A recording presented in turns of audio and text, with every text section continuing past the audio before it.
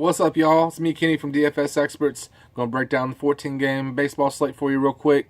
Do it under 5 minutes, so I'm going to jump right into it. I'm not feeling Garrett Cole. Not saying I necessarily would stack against him, but with Span, Haniger batting leadoff, D. Gordon, Seager, there's just enough bats there that I worry that he'll get touched up a little bit. More along the lines of going with Nathan Eovaldi against Baltimore. I really like that matchup. Boston should get an easy win there, and you pay a lot less, $8,700 on FanDuel, $9,700 on DraftKings, and then you can pair him with somebody along the lines of, say, Derek Holland or a Brett Anderson of Oakland. That'll be a very cheap option. Brett Anderson will be, and also Clay Holmes, who I imagine will probably be really popular because he's so damn cheap on both sites actually, but especially on DraftKings, $4,000. You're pretty much paying for a hitter, for a mid-tier hitter there. So if you go Eovaldi and Holmes, or even Eovaldi and Derek Holland or Brett Anderson, you're going to have plenty of room to get all the Boston bats in you want, or Cleveland, or Arizona, Cincinnati if you're stacking a game, or Coors, or just whatever you want to do. I'm going to do something here that I'm going to do on every video. I'm going to give you a core of 5 players to put in your lines, and then you can build around there, and you should be just fine. Eovaldi obviously is going to be my pitcher. 2 Boston bats I'm going to give you that aren't stupid expensive, but should fill out a stack rather nicely. Or if you just want to, go a couple mini stacks with some cheaper players, Rafael Devers and Mitch Moreland, both of them lefties facing Dylan Bundy. Dylan Bundy has struggled against Boston, so I would anticipate him doing the same. And then the other 2 hitters tonight are going to be from Houston. Marwin Gonzalez, he's I believe a second baseman on FanDuel. He's a shortstop outfielder, dual eligibility on DraftKings. And then Josh Reddick for Houston as well. I like to have that. I don't like to have a lot of one-offs in my line. Maybe just one, but for the most part, I like to stack my teams, 2 or 3 in each one. Get 3 teams, or if you're just going to all-out stack a game, you do that. But those are the 5 I like, and then 2 BVP options. One's going to be popular, one's going to fly under the radar, I can guarantee you. Giancarlo Stanton is going to be the popular one, obviously. Hitting the ball well against Mike Minor, hitting the ball well, period. My only worry, like always, is him just putting up a 0, striking out a ton. But Victor Martinez, there's your unexpected one, and he's hitting very well against Erwin Santana. He's also dirt-ass cheap. $2,800 on DraftKings, $2,200 on FanDuel.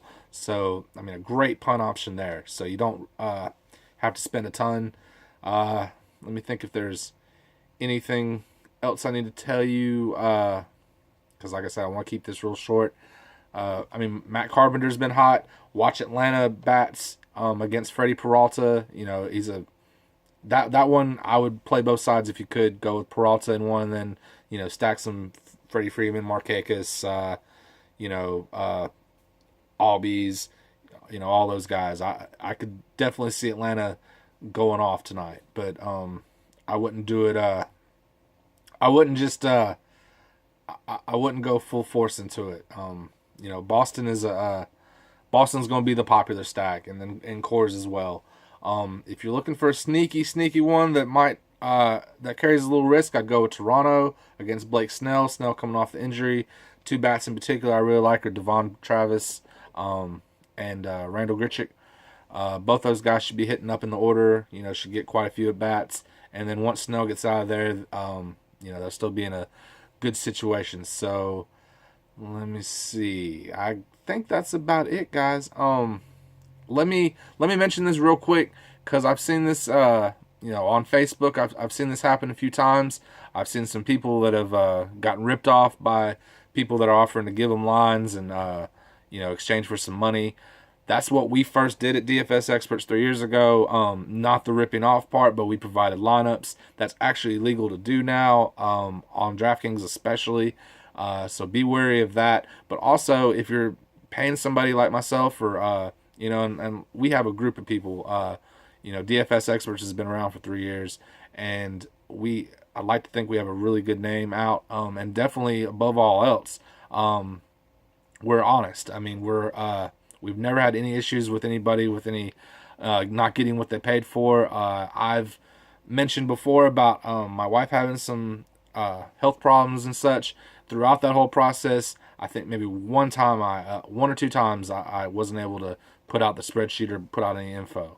I've always been on top of the game with that because the DFS game in general is just so, is so shady, and there are people that are doing dishonest things. So I'm definitely somebody that says before you give your money to somebody, and definitely don't give it to somebody just messaging you trying to give you a line or whatever. Go through a website like myself or wherever you go, and check them out. Ask questions. It's very important. Do your due diligence before you spend your money.